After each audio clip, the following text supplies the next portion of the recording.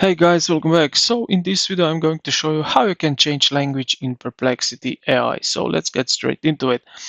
Now head over here to the bottom left corner where you see your profile icon, click on it, and then you will select all settings. Now under the account here, so now under the under the account you will see preferences, so click on that. And here you will find language. So the language used in the user interface is here as a default. But right here, if you click here on the right side, drop down menu will show up, and here you can select the language that if you find your language here, great.